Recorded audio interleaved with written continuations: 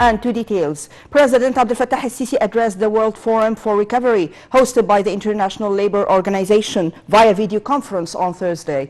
In his address, President el-Sisi said the world systems are changing every day, pointing that the coronavirus crisis has impacted the world economic and social system over the past 2 years. President el-Sisi said Egypt had managed to overcome the coronavirus impacts, and there is an international confidence in the Egyptian economy's ability to face this crisis. He added that Egypt had succeeded to implement ambitious initiatives despite coronavirus outbreak, stressing that Egypt is exerting efforts to boost financial integration and digitalization.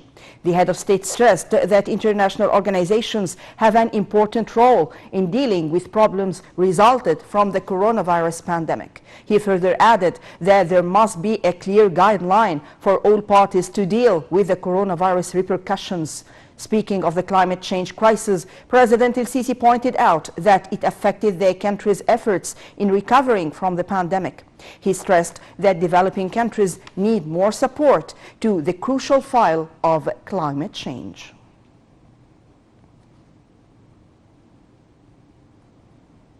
President Abdel Fattah el-Sisi gave his directives on Thursday to enhance cooperation with the private sector companies for localizing the electric vehicles industry within the framework of the national strategy for turning into green technology. The president noted that the move would have a positive, hygienic, environmental and economic impact on the citizen and will make the prices of vehicles affordable.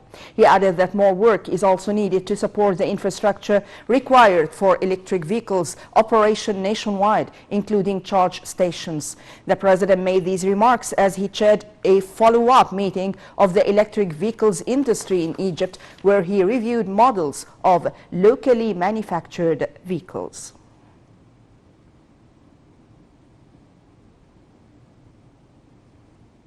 President Abdel Fattah el-Sisi followed up on the current position of several projects currently implemented by the Armed Forces Engineering Authority. These came during the President's meeting with Presidential Advisor for Urban Planning, Major General Amir Sayyid Ahmed, Head of the Armed Forces Engineering Authority, General Ihab al-Far, Head of the Consultative Office of the Engineering Authority, General Ashraf al-Arabi, Assistant Chairman of the Engineering Authority for Road Designs, General Abdelaziz al-Fiqi, and Consultant of the Egypt Mosque Project, Engineer Muhammad Talat. Efforts to develop roads and access in Western Cairo were reviewed during the meeting. The head of state instructed to develop and enhance the efficiency of roads and traffic lanes in different regions of Greater Cairo in order to ease the movement for citizens and eliminate traffic congestions.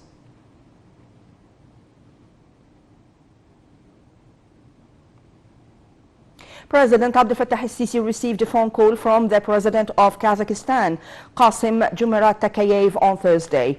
During their telephone conversation, the two leaders exchanged visions on important regional files in addition to means of enhancing cooperation in different sectors, increasing investments and boosting trade exchange volume. The President expressed Egypt's keen interest in bolstering mechanism of joint cooperation on all levels, particularly the security domain. For his part, the Kazakh leader hailed the promoted cooperation with Egypt given its distinguished status and political heavyweight in the region.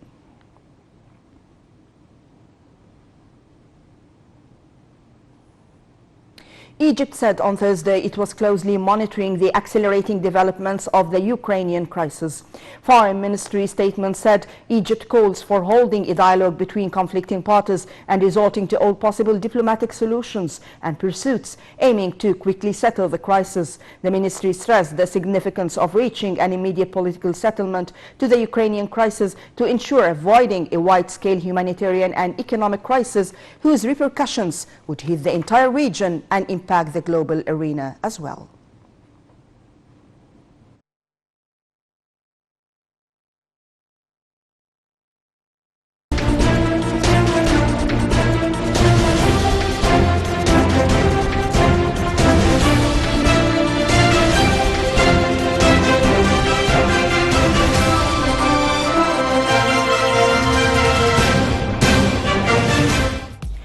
Prime Minister Dr. Mustafa Madbouli met with Governor of the Central Bank Tariq Amer to follow up current situation in light of the crisis in Ukraine. The Prime Minister was briefed on the country's plan to provide needed funds to purchase strategic commodities, namely the fuel products and food commodities. Madbouli hailed the ongoing coordination between the government and the Central Bank that leads to overcome past crises and challenges. Egypt's stock market indices retreated on Thursday. The main EGX 30 index lost 3.63%. The small and medium EGX 70 index lost 9.02%. The more expanded EGX 100 index lost 7.28%. The overall transactions and dealings within the session reached £10.4 billion.